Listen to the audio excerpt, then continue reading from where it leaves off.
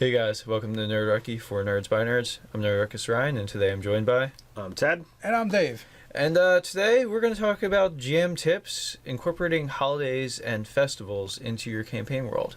Now, I'm pretty sure we've all done this at some point or another. Recently we did it, but I don't think we really elaborated too much on it, Ted, in your campaign with the Festival of Masks. Right. I think, anytime you're trying to show that you've got a rich culture, everywhere you go, there's always going to be holidays. It doesn't matter whether you're religious or whether you're spiritual or whatever have you.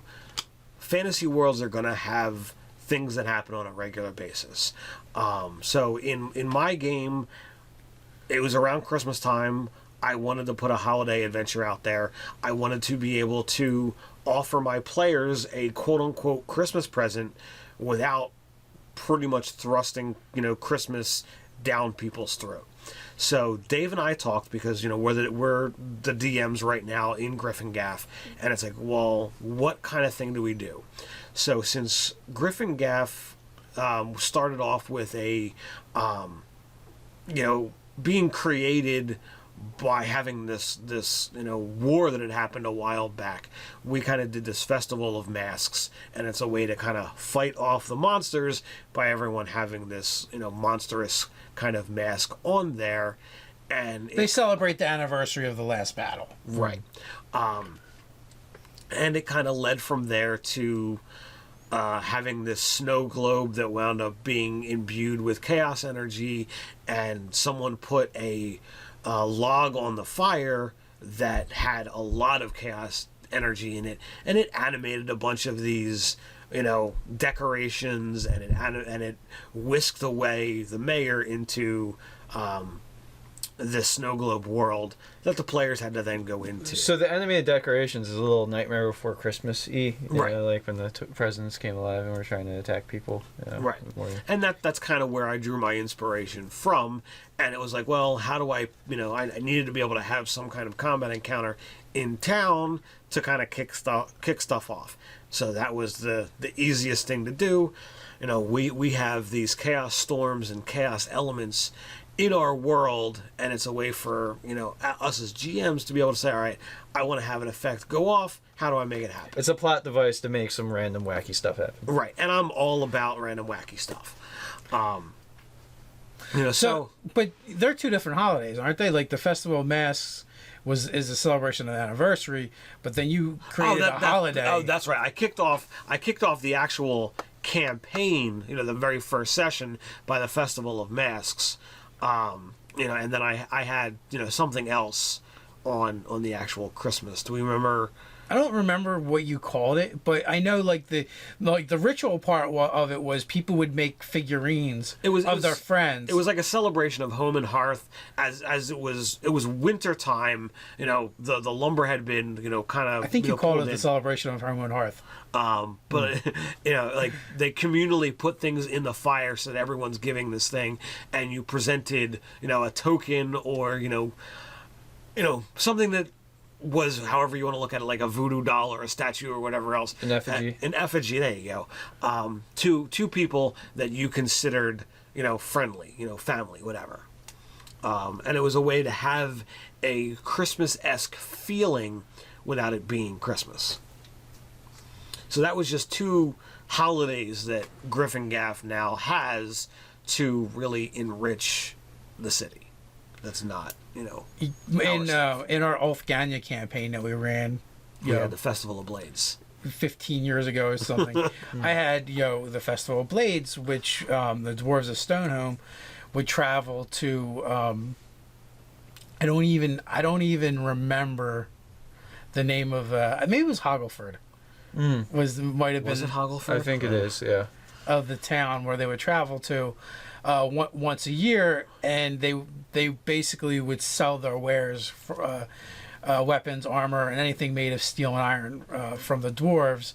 But it was also like the only time that outsiders could buy something made of shark steel.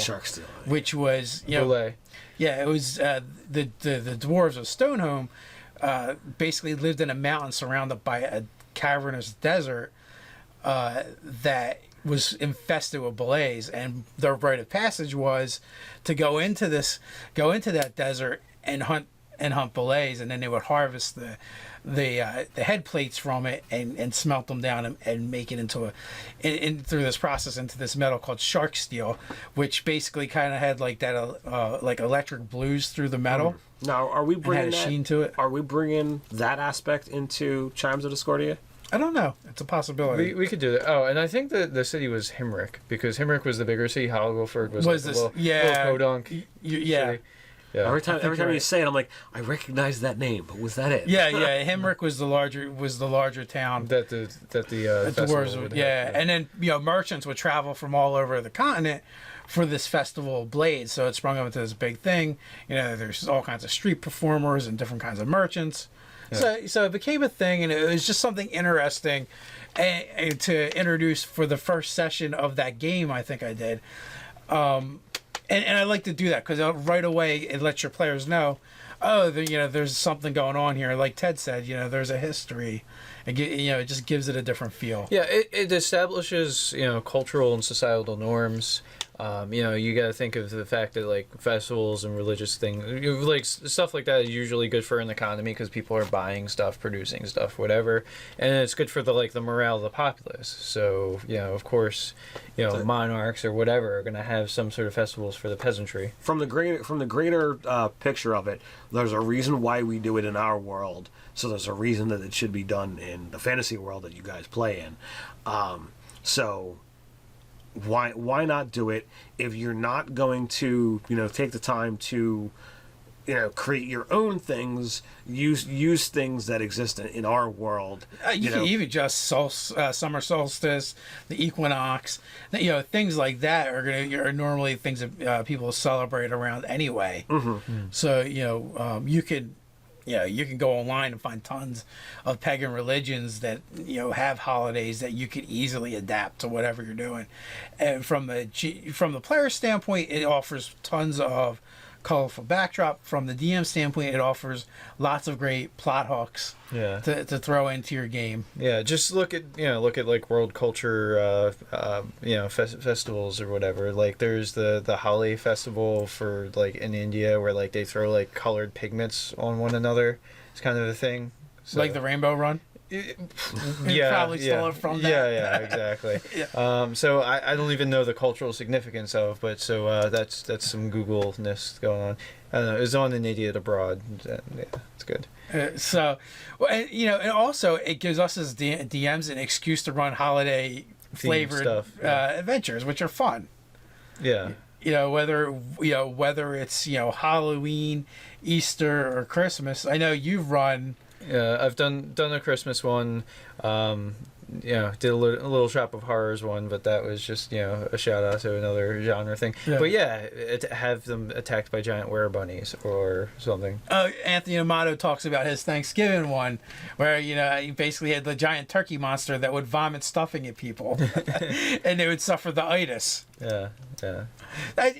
And two, I think it's also like almost like an excuse to like inject a little bit of sillier Humor and into a sillier adventure, a game, and into your normal sessions. That maybe your group is more serious, but for a holiday adventure, maybe you want to get a little goofy for a one-off, and you could definitely have reasons why that happens in game. You could. What if you have a holiday based around pranks? Pranksgiving. Pranksgiving. Could definitely do a Pranksgiving. Or Swinter, but like, and then you could also tie these holidays and stuff to monsters if you wanted to. Like, the Pranksgiving may have been something that originally set up to like drive off face spirits, or placate them, or placate. If you want to go completely crazy, what if nod to the players in your game. What if you allowed goblins into your town and the spirits happened and the goblins wound up pranking them away, and people are like, holy crap, that actually worked. So they continued that on to keep the spirits away. Well, yeah, you could definitely do that, where you start a tradition or holiday, as you will, that your players did. You know, or maybe to commemorate a battle that they had, or maybe an adventure they went on where they cleared out the haunted mansion on the hill, so now that they get to celebrate it. And and something from, you can pull things that actually happen in an adventure and make that part of the tradition and the holiday that the common folk now do. So there's definitely ways to inject a lot more flavor and depth into your games. Well, I mean, that's like Christmas used to be a much more somber holiday. Like pre-bringing all the pagan aspects into it, it was basically a time of like remembrance of ancestors, and it was like a spirits and ghosts. Then it got way cooler because it got injected with Odin. Yeah, exactly. The pagans and then the fun holiday characters. 'Cause Yes. Thank you, corporate America. So I don't know, guys. What do you guys do about holidays in your game and festivals and that kind of thing? Do you ignore it? Is it a big part of your game? Maybe share some of the festivals you've come up with. Share the festivities. Oh, absolutely. Yeah. In the comments below. And while you're at it, like, share, and subscribe. You can patronize us in a way that we like over on Patreon. Or you can join the conversation on Reddit. Well, until next time, Stay nerdy.